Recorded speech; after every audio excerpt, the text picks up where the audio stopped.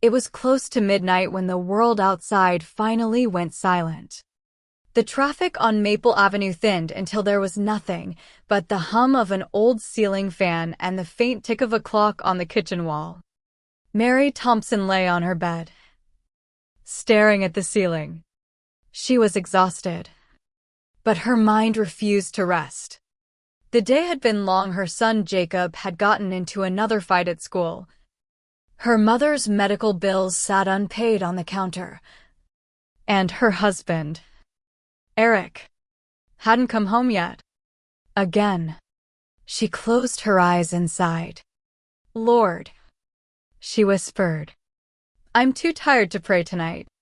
But the thought lingered, soft and persistent, like a whisper from somewhere deep inside her heart.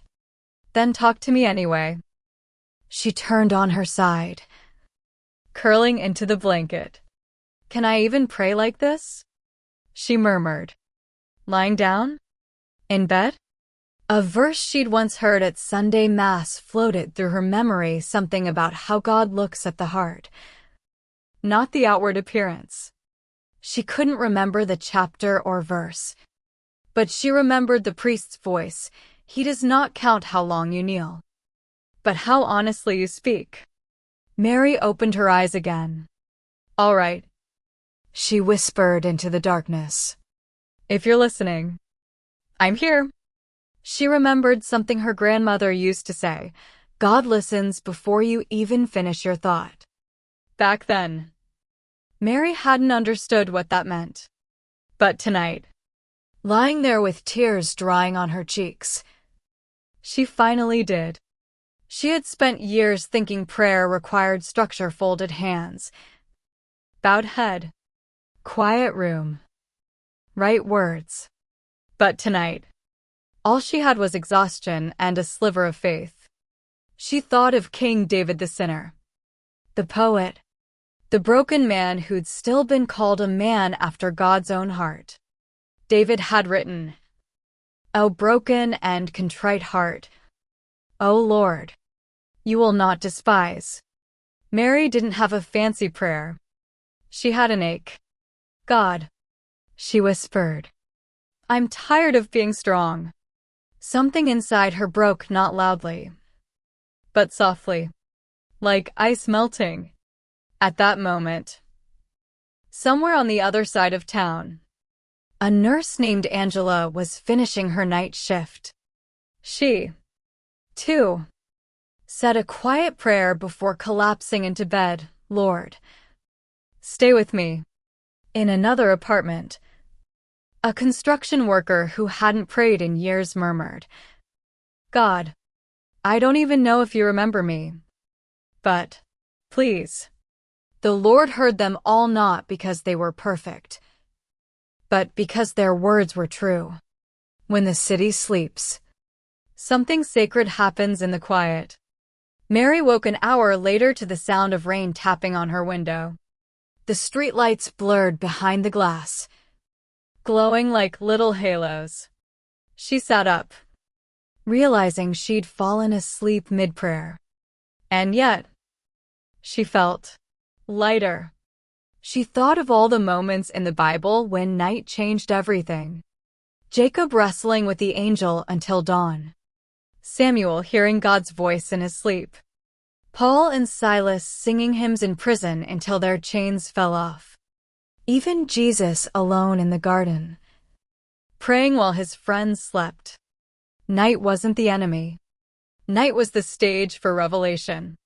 She whispered, "Maybe this is why you come at night, because that's when we finally stop pretending."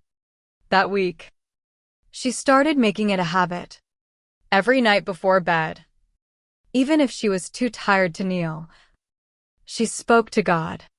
Sometimes aloud, sometimes in silence, sometimes through tears. And strange things began to happen.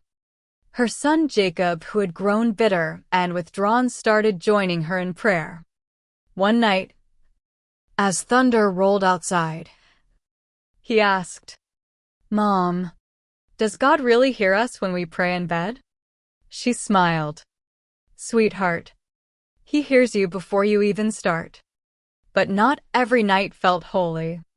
Some nights, she'd scroll through her phone until midnight, numbing her mind with noise.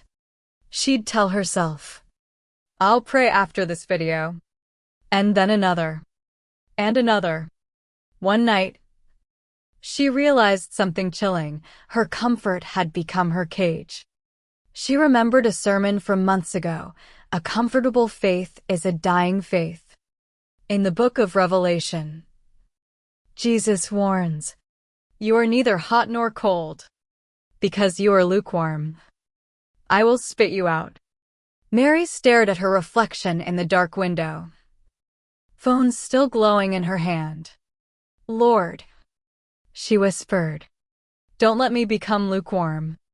That night, she did something simple but radical. She turned off her phone, set it aside, and lay there in silence. No distractions, no background noise, just the sound of her own heartbeat. "Here I am, Lord," she said quietly, not distracted, not perfect, just here. And in that silence, peace returned slow, steady, real. A few weeks later, something unexpected happened at her parish prayer group. An elderly woman named Helen shared that her arthritis had gotten so bad she couldn't kneel anymore. "I feel guilty," she confessed. "I pray lying down. I can't even fold my hands." Mary felt a rush of tenderness. "You don't have to kneel," she said gently. "God looks at your heart, not your knees." Helen smiled weakly. "Then why do I feel like my prayers don't count?" Mary thought of Moses on the hill, his hands raised as Israel battled below. Whenever his arms dropped, they began to lose until Aaron and Hur came and held his arms up. "Because even when you can't lift your hands," Mary said, "God sends people to lift them for you." That night, Helen went home and prayed lying in her bed, her frail hands barely moving. "Lord," she whispered, "I still belong to you." And in a small hospital across town, a man dying of cancer did the same. He couldn't lift his hands either, but his spirit did. Heaven noticed both. Mary would never know it. But that same hour, her quiet faith rippled outward, touching lives she'd never meet. Months passed. Then came the night of the accident. Mary was at home, reading a devotional, when she felt an unexpected tug in her chest, a sudden, sharp anxiety she couldn't explain. She thought of her husband Eric, who'd left for a late drive to clear his head. She almost ignored the feeling. "He's fine," she told herself. "I'll pray for him in the morning." But something in her spirit urged her, "Pray now." She closed her eyes. "Lord, please, watch over him." At that same moment, miles away, Eric's car skidded on a wet curve. He slammed on the brakes and came inches from hitting a tree.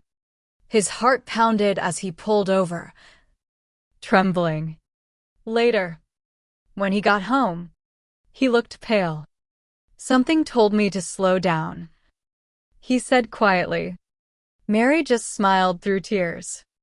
"It wasn't something," she whispered. "It was someone." From that night on, she stopped postponing prayer. Whenever her heart stirred in the grocery line, at work, driving home, she'd whisper a small prayer. Sometimes just, "Lord, help." And over time, she realized that the smallest prayers, said at the right moment, could shift the course of an entire life. But there were darker nights too. Nights when fear came uninvited. Mary began waking at 3 a.m., heart racing, mind clouded with dread. Sometimes it was nightmares. Sometimes just an unexplainable heaviness. She confided in her priest. "Father, it feels like something's pressing down on me. I wake up afraid." He nodded gently. "You're not alone. The night is when the soul often wrestles the hardest. That's when you pray." He reminded her of Ephesians 6 verse 12. "We are not fighting against flesh and blood, but against the rulers and powers of this dark world." "Prayer," he said, "is your sword of light." So Mary fought back. When fear crept in, she whispered verses. "The Lord is my refuge. I shall not fear the terror of the night." Sometimes she sang softly an old hymn her mother used to sing, "Be not afraid. I go before you always." One night, she woke to find Jacob standing by her bed. "Mom," he whispered, "I had a bad dream." She took his hand, placed it on her chest, and prayed, "Lord, guard us tonight." The boy's eyes fluttered shut, and peace filled the room. From then on, she realized prayer wasn't just defense, it was declaration. When she prayed, light entered the room, and she believed, truly, that angels stood near. Years later, when her hair had turned gray and her son had children of his own, Mary's nightly prayers became slower, simpler, deeper. She would lie in her bed, looking at the cross on her wall, and say, "Thank you for one more day, Lord." She had learned that peace didn't mean a perfect life, it meant knowing who held her life. One night, her granddaughter Emma slept over. The little girl watched as Mary folded her blanket and whispered, "Grandma, why do you always talk to Jesus before bed?" Mary smiled. "Because he's the one who never sleeps." She quoted from Psalm 4 verse 8, "In peace I will lie down and sleep. For you alone, Lord, make me dwell in safety." That night, as the two prayed together, Emma fell asleep first. Mary lay awake a while longer, her hand resting over her heart, feeling its steady rhythm. She thought of the decades of prayers whispered into the dark, the desperate ones, the joyful ones, the wordless ones. She realized none of them had been lost. Every one had been heard. When she finally drifted off, her last words were, "I'm still here, Lord, and you're still listening." The next morning, sunlight poured through the blinds. Birds sang outside, and the air smelled faintly of rain. Eric, older and gentler now, walked into the room with 2 cups of coffee. "Morning, sweetheart," he said. Mary smiled. Groggy. "Morning." He sat beside her, taking her hand. "You know," he said softly, "I used to think prayer was a duty. Now I think it's oxygen." She nodded. "You don't realize how much you need it until you stop breathing." They sat in silence for a while, the house peaceful. Mary's eyes drifted to the framed photo on the dresser, her family, her church, her friends. So many battles, so many nights. "Funny," she said. "I used to think bedtime was the end of the day, but now I think it's when heaven listens the closest." Eric smiled. "Guess you've turned our bed into a chapel." "Maybe that's the point," she said. "Every bed can be an altar. Every night can be a conversation with God." The clock ticked gently. Morning had come, but the echoes of prayer still lingered in the air. Dear reader, when was the last time you prayed before sleep, truly prayed? Not just recited words? Prayer is not bound by posture, nor by perfection. It is born of honesty. Whether you are lying in a hospital bed, sitting in your car, or lying awake after a long day, heaven is listening. God doesn't wait for your words to sound holy. He waits for your heart to be real. Because sometimes, the most powerful prayer you can say is simply, Lord, I need you. Tonight, before you close your eyes, try whispering those words. Not as a ritual, but as a surrender. Let your heart rest where it was always meant to, in His hands. And when you wake tomorrow, remember, peace is not the absence of storms, but the presence of God within them. A young man named Anthony, struggling with anger after witnessing violence in his neighborhood, watched Mary's testimony video years later. That night, instead of rage, he prayed, lying in bed, fists unclenched. He whispered, Lord, help me forgive. Somewhere, in a world filled with injustice and pain, another small light flickered on, and heaven heard.